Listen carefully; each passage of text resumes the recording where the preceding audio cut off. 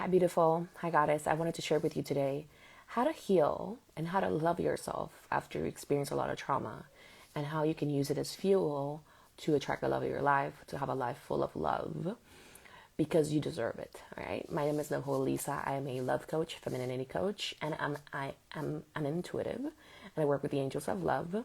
And I'm also an engineer. I have a little bit of, those two things, whether it's being logical and explaining things in a very scientific level, but also explaining it at a soul level, metaphysical level. I always get to share this, and I don't want to forget it.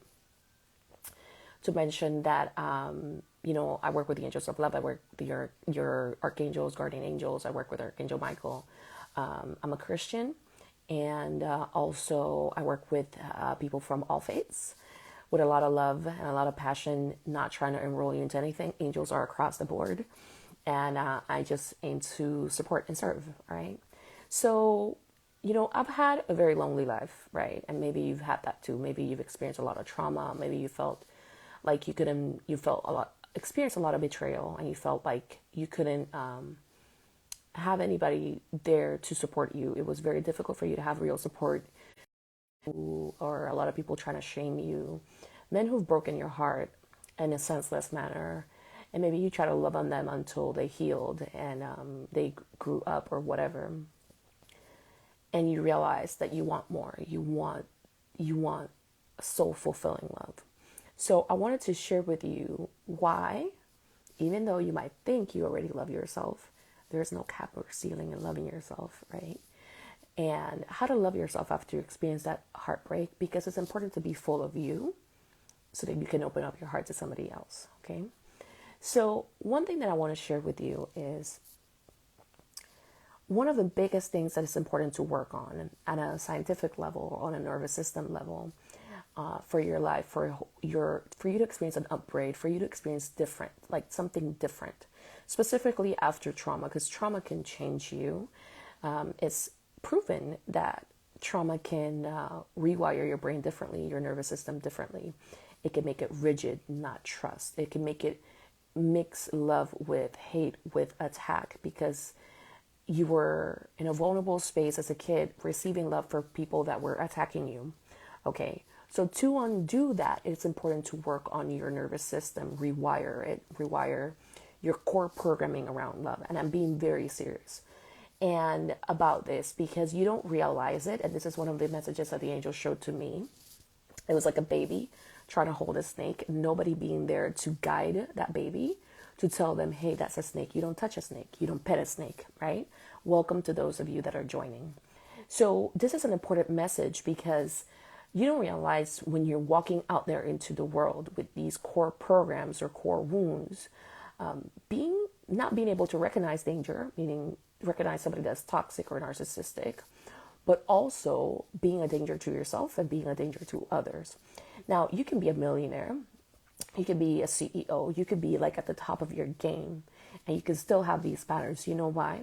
Because for the last, I'm getting 20 years, 60 years, there's this programming that has been forming into the collective of making women fight for love, perform for love, beg for love unconsciously. I'm talking about deep core rooted programs that you might not be aware of, because the conscious mind governs 10% of what we see or what we really believe, but that's what we use on our day-to-day basis.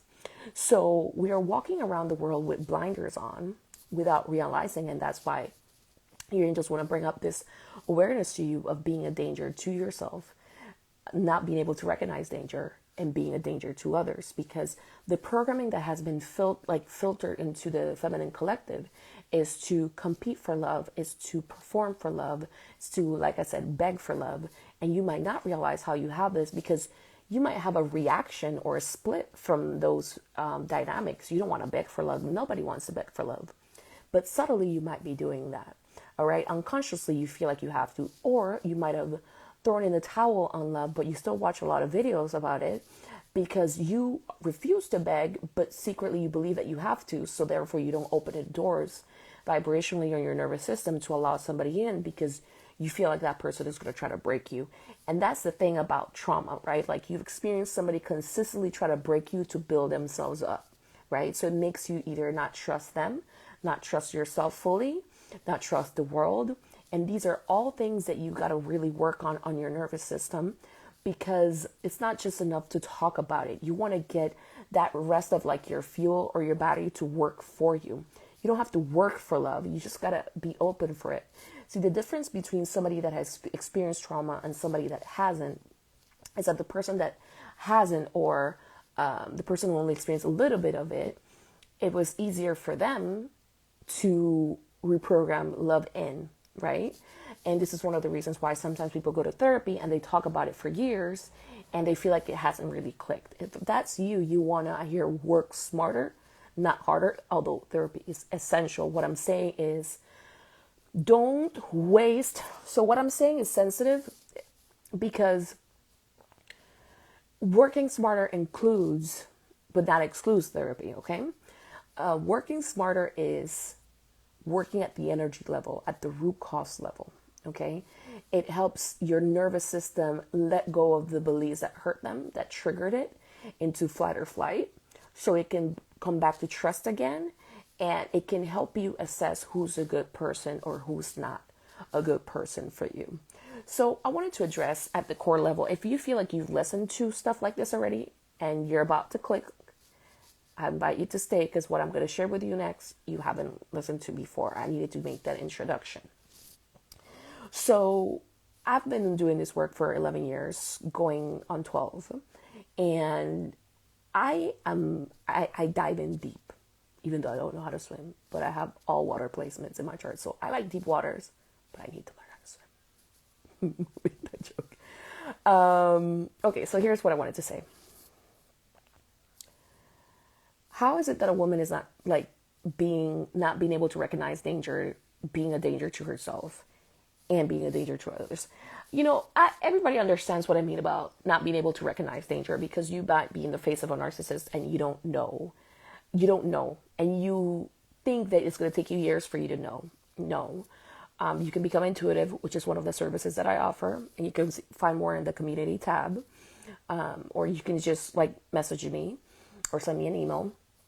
But the thing is that you become aware enough to recognize danger. But what I want to focus this video on is, how do you become a danger to yourself? And how do you become a danger to others? One way is that you focus all your energy. You stop being self-aware. Number one, I just made a video on that, which is in my YouTube channel. It's called How to Truly Feel Like a Catch and Manifest Your Soulmate. And I speak so much there on developing self-awareness and what makes us lose self-awareness. You want to have self-awareness.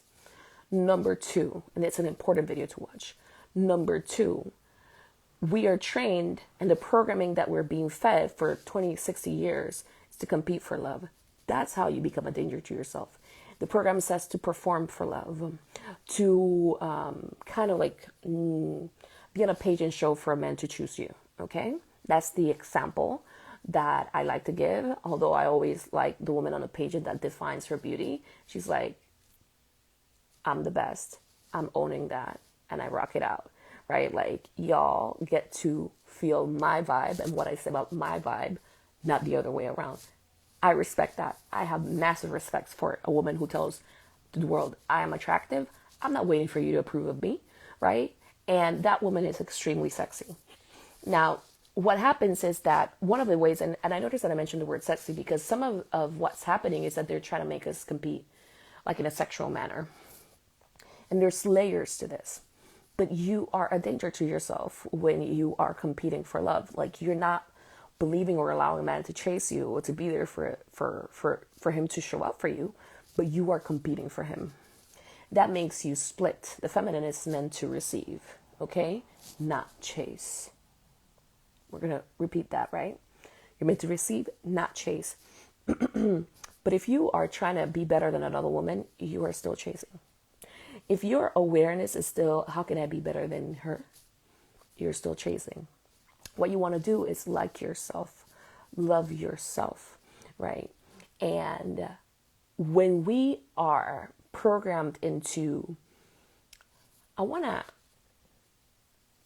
to take a second here, and I don't want to feel pressure about an algorithm or something, because there's something deep that's trying to emerged through me, and I don't want to speed through it.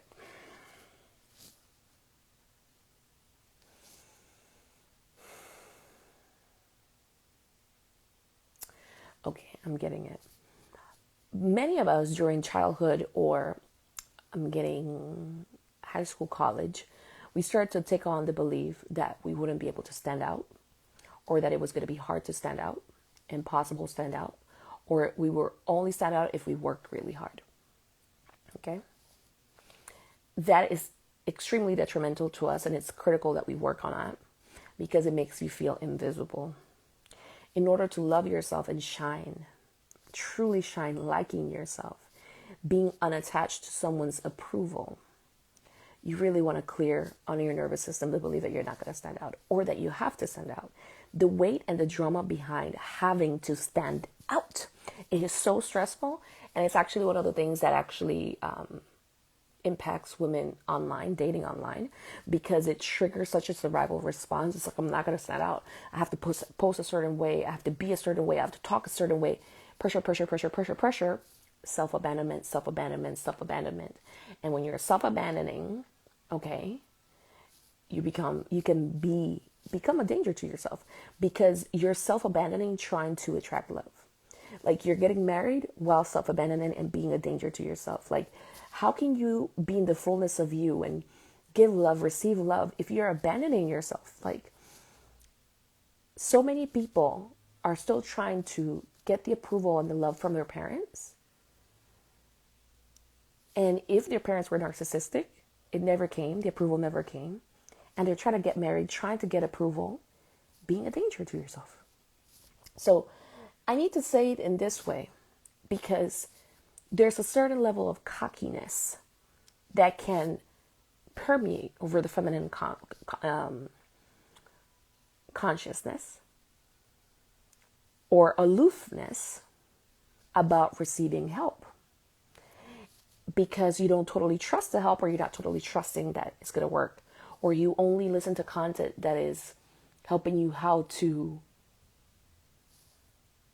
get your way with men.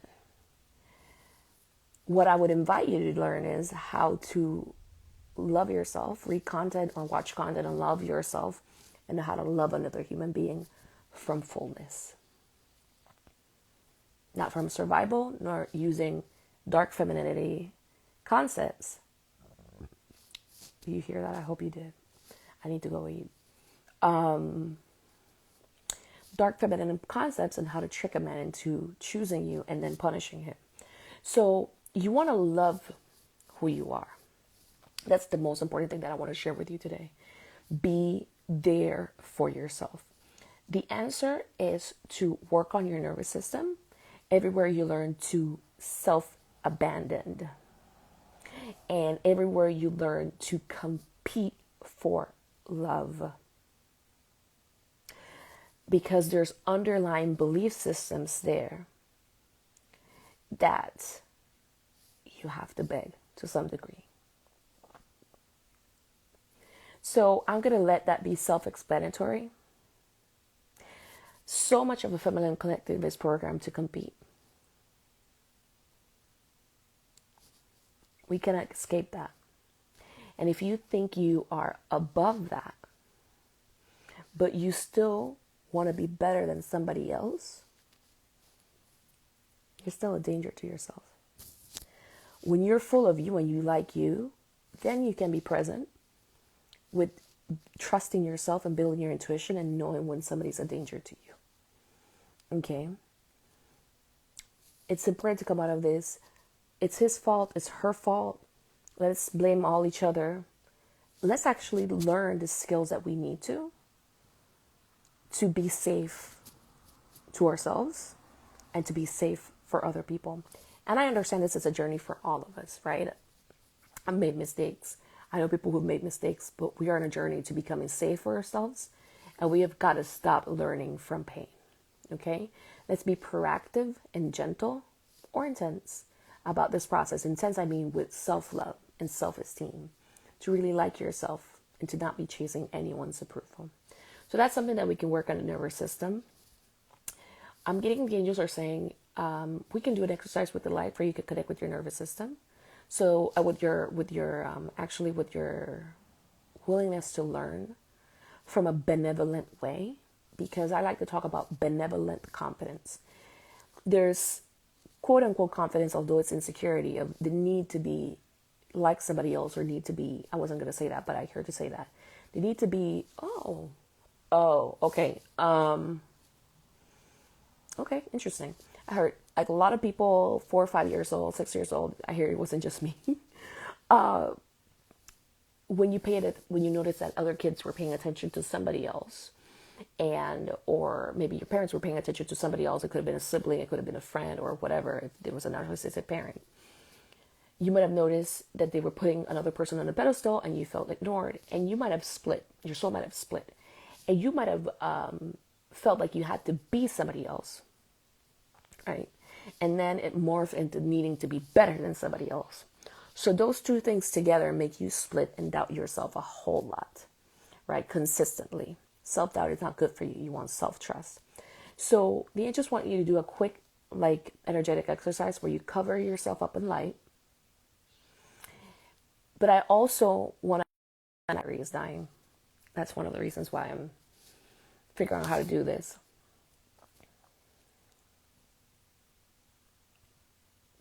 Okay, I'm going to do a live event where we're going to do the exercise, because I always say, do the angel reprogramming work, like they just want to help you heal, right? And also do the nervous system reprogramming work, because like I said, your nervous system can be wired differently than others. That's not to break you, that's to give you hope. It's like yoga. You know how when you're doing yoga, they tell you do not pay attention to another person and focus on what you need to do. It's exactly the same thing. It's what I've needed to do. You program your nervous system until it can trust love again and love feels safe. And some people, right, I'm going to tell you, that woman that you felt like was so beautiful and it was getting all the attention. I'm just saying to say that example. She might have needed to do 2 sessions, but if you needed to do 5 or 6 or 7, which you might not need to do that much. I'm just giving an example depending on what you've been through, like attachment styles or trauma, etc. This is what helped me heal CPTSD. Then what I am going to say to you is that you do that for yourself, out of love for yourself. And you're grateful that you have the information, right? So a lot of people just want to do the spiritual clearing work, but they don't want to do the nervous system reprogramming work. And that's the part of you that's needing help. Some TLC, loving. You want to ensure, bringing heaven to earth, that all these energies align. So if this is something that's resonated with you, I'm sending you massive love. And I'm going to be doing a live event where I'm going to put the date there, and you can join me, and you can do the angel healing work. And we will do, if you want to work with me, there's information below on how you can book a mesmerizing session to help you feel mesmerizing. And we clear on those blocks. It's a 90-minute session. It's a powerful session. I aim to be an ally. Okay. And I'm very precise. Like I said, I'm engineered to, I go to the nitty gritty, to the exact thought that's affecting your nervous system. And I stay there until it clicks. Okay. Benevolent confidence. Okay. Not abusive, quote unquote, confidence that we're being taught in a narcissistic society. We want to be benevolent towards ourselves and others, and also have boundaries. All right. So I'm sending you much love. Let me know in the comment section what you got from this. And in the summary, you're going to see the link, like the date for the live event, like the live healing event with the angels, and also the link for you to book like a mesmerizing, clearing nervous system reprogramming session with me that comes with a week worth of coaching over an application called Voxer, where we can text each other, and I'm there to support you as well. Sending you much massive love. Take care.